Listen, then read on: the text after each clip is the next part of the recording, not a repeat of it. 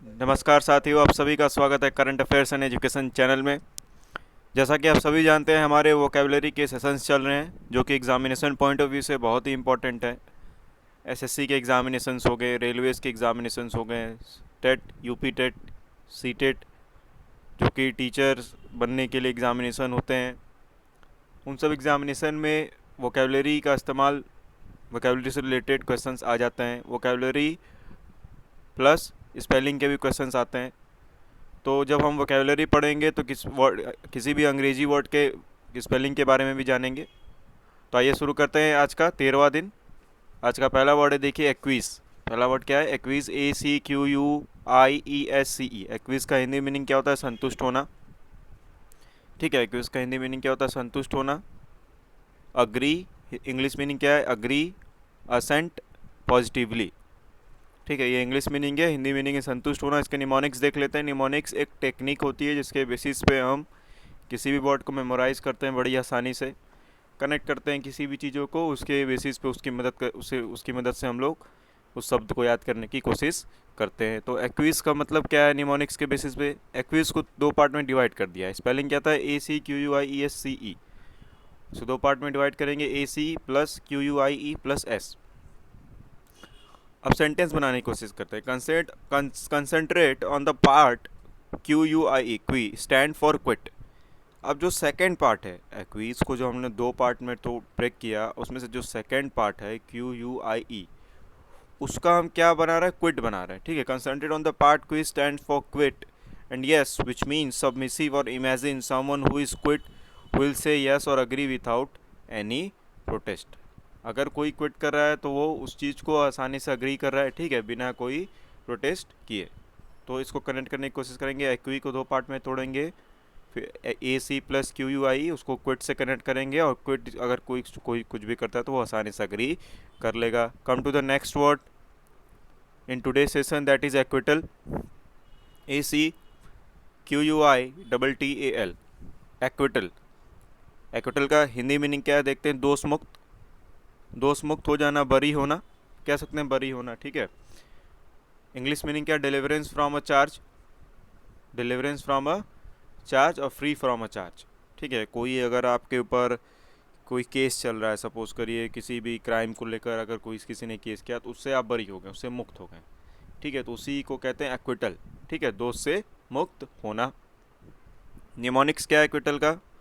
Sounds like quit. अच्छा, acquittal को pronunciate करें तो सुनने में आ रहा है एक्विटल, एक्विट, क्विटल, क्विट, तो sounds like quit, quit word connect कर रहा है।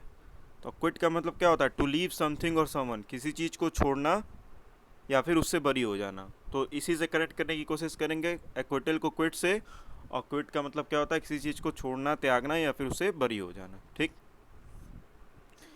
Come to the third word of today season, that is acrid, ACRID। Third word of today session is acrid, ACRID। Hindi meaning क्या है? तीखा। ठीक है, तीखा कह सकते हैं, तीखा। इंग्लिश मीनिंग क्या है? बिटर और शार्प, बिटर और शार्प। निमोनिक्स देख लेते हैं अक्रीड के। निमोनिक्स क्या है? Remove R from acrid. Acrid की स्पेलिंग क्या है? ACRID।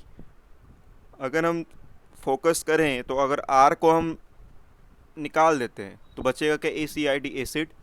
और अगर एसिड बन गया तो वो तो acid always bitter in taste होता है। ठीक है, तो इससे कनेक्ट करने की कोशिश करेंगे। ये टेस्ट से रिलेटेड नहीं है, किसी के मैनर में भी ये देखा जा सकता है। कोई बहुत तीखा बोलता है, कोई बहुत कड़ा होके बोलता है। ठीक है, come to the fourth word of today session, that is acrimonious. Spelling is ACRIMONIOUS, acrimonious. Acrimonious का हिंदी मीनिंग क्या है? उग्र, उग्र होना, गुस्सा करना। इंग्लिश मीनिंग क्या है? Angry, cry, bitter in words. Ill mannered, ill mannered मतलब कि जो कि लहजे से पेश ना है, गुस्से में बात कर रहा है आपसे कोई व्यक्ति आपको डांट रहा है, बोल रहा है, तो इसको क्या कहते हैं? Ill mannered. निमोनिक्स क्या है इसके? निमोनिक्स से दो पार्ट में निमोनिक्स डिवाइड किए। Acrimonious, A+CRI+MON+US। एक्टिमोनियस की स्पेलिंग को हम 3 पार्ट में डिवाइड करेंगे निमोनिक्स समझने के लिए, A plus C R I plus M O A N plus us. अब देखिए स्पेलिंग तो हमने देखा, स्पेलिंग में सी आर आई पे फोकस करेंगे। किस पे? सी आर आई पे। C R I cry, cry को कैसे प्रोनाउंसिएट करेंगे? जो रोने वाला क्राई होता है, ठीक है। अगर कोई आपको डांट देता है, कोई आपको बोल देता है, कुछ सुना देता है, तो आप क्या करेंगे? रोने लगेंगे। तो किस लिए आप रो रहे हैं? क्योंकि आपको किसी ने तीखा शब्द बोला है, ठीक है, किसी ने आपको डांटा है, बिटर वर्ड्स किसी ने आपको बोला है जिससे के वजह से आप हर्ट हुए, और हर्ट होने की वजह से आप रोने लगे। तो ये निमोनिक्स थे।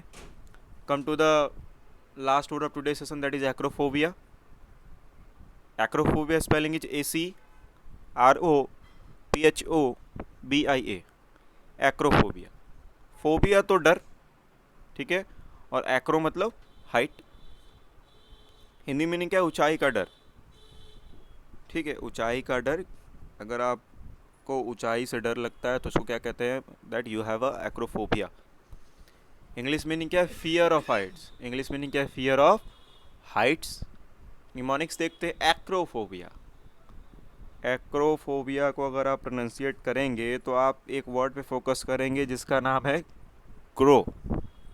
क्रो मतलब कौवा, एक्रो, एक्रोफोबिया, क्रो। क्रो क्या, कौवा क्या करता है? उड़ता है हाइट पे, ऊंचे आसमान में, ठीक है। तो इससे कनेक्ट करेंगे। और फोबिया मतलब डर होता है, तो फियर ऑफ हाइट्स। आज का सेशन कैसा लगा कमेंट ज़रूर करें, आपको कितनी मदद मिल पा रही है। आज का सेशन अगर अच्छा लगा तो लाइक भी ज़रूर करें, चैनल को सब्सक्राइब भी करें, और हमसे जुड़े रहे आगे की अपडेट्स के लिए। बहुत बहुत धन्यवाद। जय हिंद।